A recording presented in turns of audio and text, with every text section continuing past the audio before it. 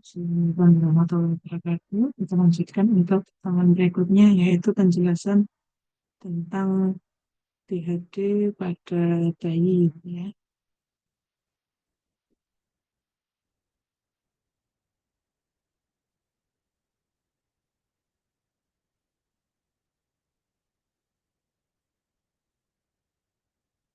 Sebelum masuk materi, kita belajar review kembali tentang anatomi, fisiologi, letak dari jantung. Ya, jadi jantung itu terletak dalam rongga mediastinum di belakang sternum. Ya. Jadi ketika pasien kondisinya henti jantung, maka ketidakmampuan jantung memompa darah ke seluruh tubuh sehingga fungsinya melakukan CPR tadi adalah kita melakukan pompaan secara manual supaya jantung bisa tetap memompa darah terutama ke otak ya. Dari jantung ini menyumbangkan darah ke otak sehingga memberikan oksigenasi ke otak mencegah kematian dari eh, kematian otak ya, kematian bentang otak sehingga diupayakan memang harus secepatnya ketika sudah diketahui henti jantung maka kurang dari 4 menit harus segera dilakukan pertolongan karena kalau lebih dari 4 menit akan mengalami kematian batang otak yang resikonya nanti ya akan kematian biologis. Ya, jadi paling tidak 4 sampai dengan 6 menit itu ketika otak tidak teroksigenasi ya itu kan meninggal secara biologis. Kematian itu ada kematian klinis dan kematian biologis. Kematian klinis ditandai dengan hentinya nafas, pasien tidak tampak ada pergerakan dinding dada, tidak ditemukan adanya hembusan nafas dari dari hidungnya, tidak dari mulutnya, kemudian henti jantung ditandai dengan tidak adanya eh, denyutan arteri ya pada arteri eh, brachialis maupun nanti arteri dari eh, karotis ya, sehingga kita bisa meraba pada dua tempat tersebut. Nah, yang pada dewasa maupun anak-anak kita bisa raba di arteri karotis, sedangkan pada bayi kita bisa raba di arteri brachialis. Nah, jangan sampai nanti mengalami kematian biologis yang ditandai dengan kerusakan sel di batang otak, sehingga ya artinya di sini tidak ada eh, tanda-tanda dari gelombang elektrik di otak ya kalau dilakukan pemeriksaan EEG nanti diketahui sudah kalau tidak ada aktivitas elektrik di otak. Upayakan pertolongannya seyogianya kurang dari 4 menit ya supaya tidak terjadi atau mencegah terjadi kematian batang. Oke, nah kita ingin ketahui dulu nih batasan apa sih bedanya nanti CPR dewasa dengan CPR bayi ya, batasan usia anak-anak, dikatakan anak-anak itu dari 1 tahun sampai dengan adanya tanda-tanda pubertas. Sehingga kalau pada bayi itu dari lebih dari 28 hari sampai dengan 12 bulan. Kalau neonatus dari 0 hari sampai dengan 28 hari ya. Tahu batasan usianya begitu. Nah, ini beberapa algoritma yang dipakai untuk CPR pada bayi maupun anak kita mengacunya nanti ke AH 2020 ya. Jadi di sini ada refleksi berdasarkan OHCA dan IHCA. Sebenarnya juga hampir sama ya. Artinya di situ ada upaya kita mengecek apa namanya mengecek dulu apakah memang ada respon atau tidak, terus kemudian meminta bantuan ya Ketika sudah minta bantuan kita lakukan CPR, ya. Kemudian kalau bantuan sudah datang ya segera pakai bantuan lanjutan gitu ya. Kemudian perawatan setelah adanya cardiac arrest itu dari UHCA, sedangkan untuk UHCA nah, juga sama ya setelah melakukan CPR, dilakukan resusitasi dengan bantuan lanjutan ya, kemudian dengan adanya perawatan post cardiac arrest ya, kemudian recovery ya, sehingga hampir selesai. Nah, langkah yang pertama pada kondisi CPR tadi adalah danger. 3A, aman diri, aman lingkungan, dan aman pasiennya. Jangan sampai kita menjadi pasien berikutnya karena tidak memperhatikan keamanan 3A ini. Ya, aman diri kita pakai APD, aman lingkungan, pastikan lingkungan saat kita melakukan resusitasi memang aman, tidak kalau pre-hospital ya tidak di tengah jalan gitu ya. Kemudian sudah di dalam rumah sakit ya kita pastikan dilakukan di ruang resusitasi dan pasiennya juga aman ya, tidak risiko mengalami cedera lanjutan.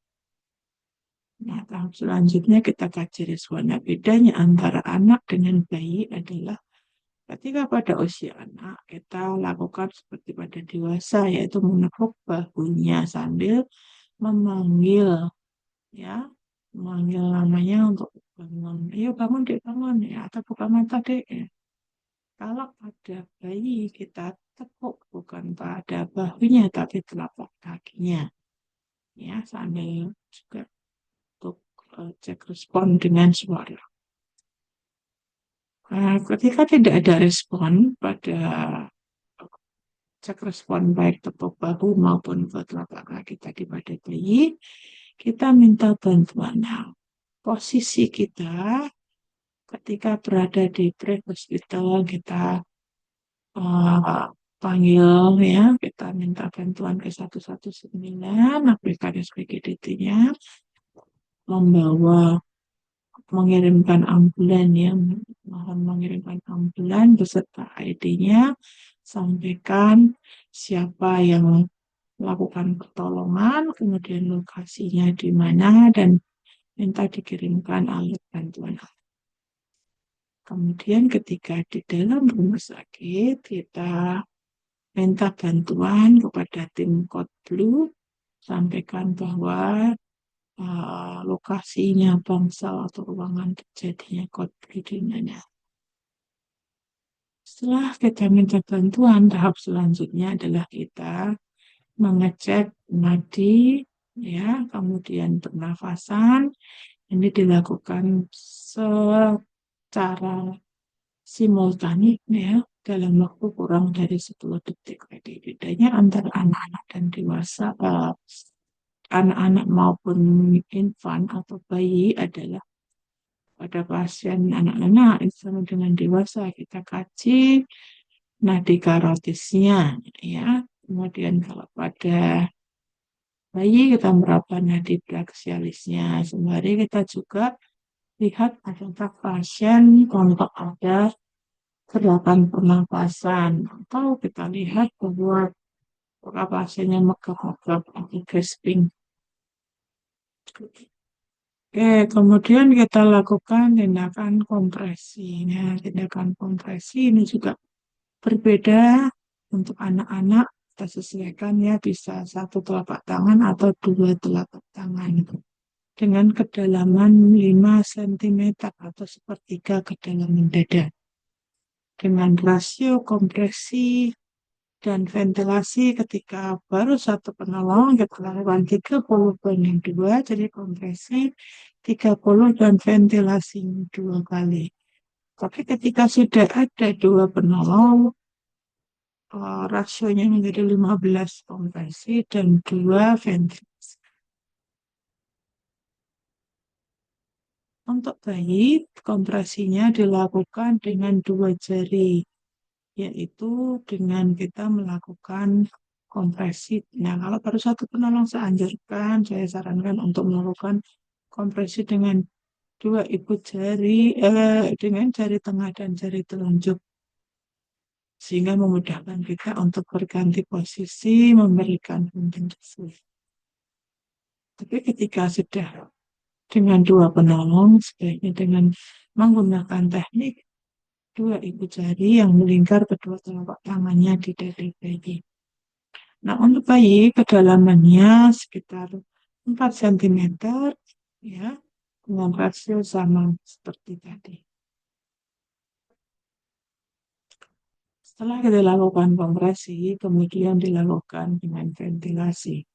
Sebelum melakukan ventilasi, pasien kita buka jalan nafasnya. Untuk pasien dengan trauma atau kita tidak curiga ada cedera servikal, kita bisa lakukan heel and chin lift. Tapi ketika dicurigai ada fiber servikal, kita lakukan chin thrust.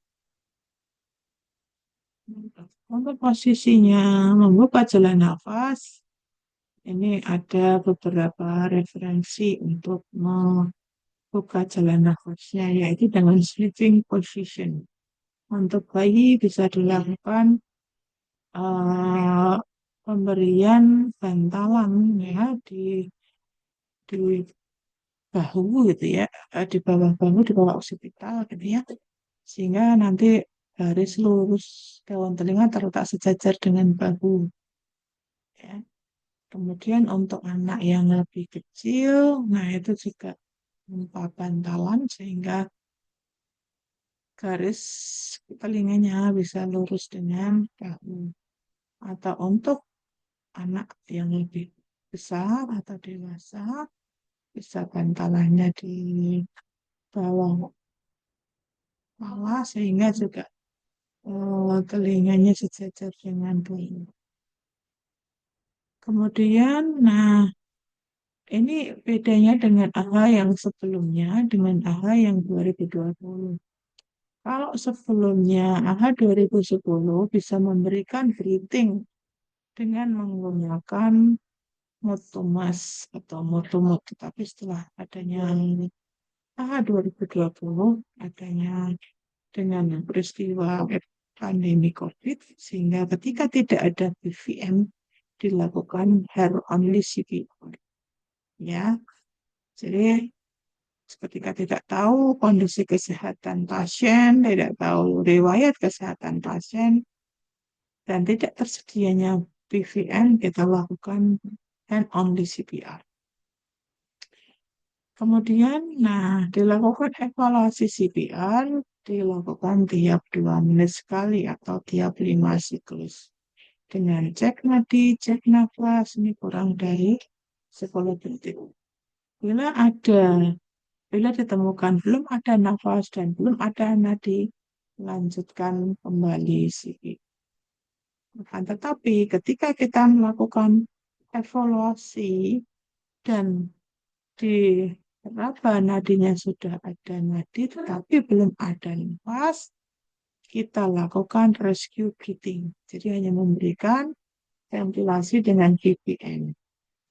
Ya, ventilasinya kita lakukan ventilasi setiap 2-3 detik. Atau total ketika kita berikan dalam waktu 1 menit, sekitar 20 dengan 30 menit sekali per menit. Atau dalam 2 menit kita berikan sebanyak 40 sampai dengan 60 kali per menit. Nah, kemudian dievaluasi lagi tiap 2 menit sekali, baik itu nadinya maupun nafasnya. Ketika nafas dan nadi sudah ada, kita lakukan recovery position. Tapi ketika masih belum ada nafas, tapi nadinya sudah ada, lanjutkan rescue breathing. Tapi bila kembali nafas dan nadi tidak ada, kita lakukan tindakan CPR kembali. Nah, yang perlu diperhatikan adalah high quality CPR. Yang pertama, pada kedalaman. Ya, ini kedalamannya juga akan mempengaruhi keberhasilan kualitas CPR. Ya, kemudian frekuensi dari kompresinya. Dilakukan 100 sampai 120 kali per menit. Dan tidak boleh kurang dari 100 kali per menit. Dan diberikan kompresinya sampai dengan 30 kompresi dengan satu menit. Kemudian, nah, quality yang berikutnya adalah memberikan pernafasan yang efektif. Kemudian recoil, ya, perhatikan recoilnya ini juga akan mempengaruhi ke keberhasilan dari voltase CPR dan meminimalkan interupsi ketika melakukan CPR. Nah, ini rangkuman dari resusitasi jantung paru, ya. Nanti bisa silakan dipelajari untuk algoritma dari rangkuman resusitasi jantung paru pada bayi nebulan. Nah, ketika penolong sudah datang, membawa AED, kita tempelkan tag AED sesuai dengan gambar. Kalau ini pada dewasa ya, jadi ditempelkan sesuai dengan gambar pada dewasa. Tapi kalau pada bayi, ditempelkan di dada dan di punggung. Kemudian modenya diatur, modenya untuk pediatrik. Selanjutnya, alat itu akan membaca secara otomatis dan kita ikuti langkah-langkahnya. Ya. Ya, jadi setelah ditekan power, tempelkan pad pada dada. Untuk bayi kita taruh di dada dan di punggung. Untuk yang anak-anak juga disesuaikan ya, sesuai dengan gambarnya. Nah, tadi alatnya akan menganalisa irama jantungnya. Dan AED nanti akan menginstruksikan bahwa kita tidak boleh memegang pasien selama alat tersebut merekam analisa iramanya. Kemudian kita perintahkan penolong yang berikutnya untuk berteriak biar tidak memegang pasien. Kemudian ketika alat itu membaca bahwa ini perlu shockable, perlu ada pemberian kejutan ini ya, makanya kita lepaskan pasien ya, tidak ada seorang pun yang menyentuh pasien ketika akan memberikan shock. Lalu berteriak pada tim everybody clear ya, ketika sudah ada jawaban clear pastikan tidak ada yang memegang, baru tekan tombol shock dan bisa dilakukan CPR kembali setelah pemberian shock ya. Nah, demikian seterusnya sampai dengan nanti pasien sudah teranalisa, teridentifikasi nanti dengan pasien sudah ada gambaran EKG kembali ya, misalnya sinus hitam lagi. Kemudian komplikasi dari CPR berupa fraktur kosta, ya, adanya luka di paru-paru ataupun luka di organ lain, misalnya jantung. Kemudian ada penumpukan udara di lambung karena posisi pada saat memberikan ventilasi mungkin kurang tepat sehingga bukan masuk ke paru. Nah, kapan CPR itu dihentikan? Ketika setelah 30 menit tidak ada hasil yang positif, jadi pasien belum berespon. Ya, atau bisa disesuaikan dengan SPO di vaskes masing-masing. Apabila sudah ada respon dari pasien ditandai dengan sudah ada nadi, sudah ada nafas, pasien sadar, dan dengan batuk-batuk gitu ya. Kemudian sudah ada penolong nih yang kita telepon tadi datang ya dengan peralatan ID dan bergantian dengan penolong yang lainnya. Atau sudah tidak ada permintaan dari keluarga untuk tidak dilakukan resusitasi atau di-NR donat resusitasi. Karena keluarga sudah pasrah, ikhlas ketika sudah ada kegawatan bagi pada pasien, tidak perlu dilakukan pertolongan. Kemudian penolong sudah mengalami kelelahan, sedangkan penolong lainnya belum datang, ya, dan belum ada respon tanda-tanda keberhasilan dari CPR. Dan apabila sudah diketahui ada tanda pasti dari kematian, misalnya berupa kebiruan, kekakuan mayat, ya, sehingga CPR bisa kita lanjutkan. Nah, inilah referensi yang kita pakai, yaitu menggunakan doa 2020. Demikian, Ibu-ibu, untuk penjelasan materi dari BLS CPR pada anak dan bayi. Silakan kalau ada yang ditanyakan, kita diskusikan di Zoom meeting. Terima kasih. Assalamualaikum warahmatullahi wabarakatuh.